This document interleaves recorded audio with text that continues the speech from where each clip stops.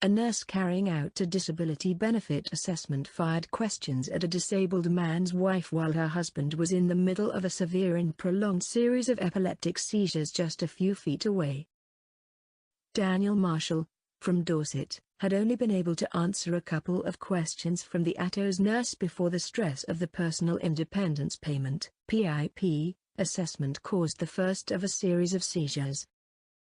Shortly after they began, he started to experience a period of grand mal seizures, which caused violent convulsions and led the father of two to bite his tongue and begin to bleed from his mouth.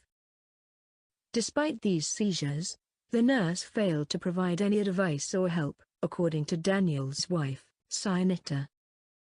After waiting for the grand mal seizures to finish and stepping outside to call her boss for instructions, the nurse came back inside and asked if she could continue with the assessment, warning Sinita that otherwise her husband would not be awarded any PIP. She continued to ask questions for up to half an hour, the marshals say, even though Sinita told the nurse that she needed to change her husband's clothes because he had wet himself. The assessor was forced to pause a second time when Daniel had another series of grand mal seizures, but then carried on asking Sinita questions. Sinita said, "I was crying my eyes out. I told her he would probably end up in hospital, which he did. I told her I had to change him because he had wet himself, but she just kept asking questions. I felt like I was being interrogated. She just kept asking how long it would last for and what it would be like after she left." After the assessment ended, Daniel had another 8 grand mal seizures and was taken to hospital in an ambulance. Despite the seriousness of the seizures, Daniel says that the nurse failed to mention in her assessment report that she had witnessed them taking place. He told Disability News Service that the nurse didn't even treat me like a human during the assessment on the 22nd of November. He said, "It is bad enough to not be able to support your family, but the way she treated me made me feel like I was less than human." When he was first assessed for PIP 2 years ago, following his initial diagnosis with epilepsy, his claim had been rejected, following an Atos assessment.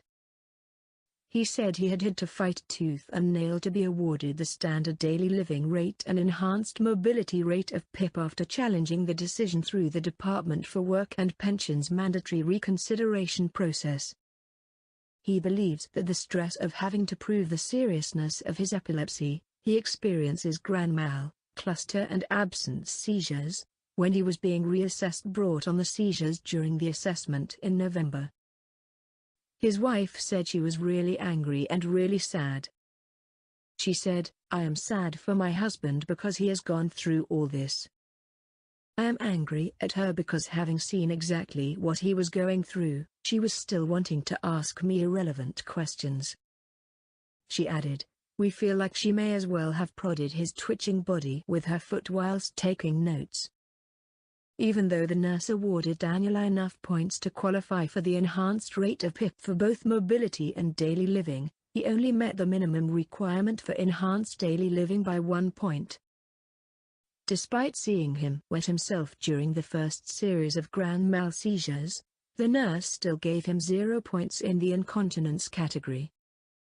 Daniel said he believes that if the assessor had not witnessed his seizures, he would have lost all his entitlement to PIP. He said, "On a lot of the questions, she wrote down, in the assessment report the opposite of what she was told. She may as well have filled it out herself, without an assessment and saved me the stress and aggro of going through all the seizures. I see so many people struggling to get PIP. I would probably have been one of those people if I had not been fortunate enough to have those seizures in front of her." DNS has been carrying out a year-long investigation into claims of dishonesty at the heart of the PIP assessment system, and has revealed that complaints about the process rose by nearly 900% in 2016. Asked if this was an acceptable way for an assessor to behave, whether the case provided further evidence of the problems within the assessment system, and if the department would investigate this case, A DWP spokesman said, "Comment on this specific incident is for our assessment provider. I understand no complaint has been made to our provider." He added, "We always expect the highest of standards from our independent assessors." An Atos spokesman said, "We are absolutely committed to providing every claimant at each stage with a professional and compassionate service. We also carry out every assessment in line with the criteria as laid out by the Department for Work and Pensions.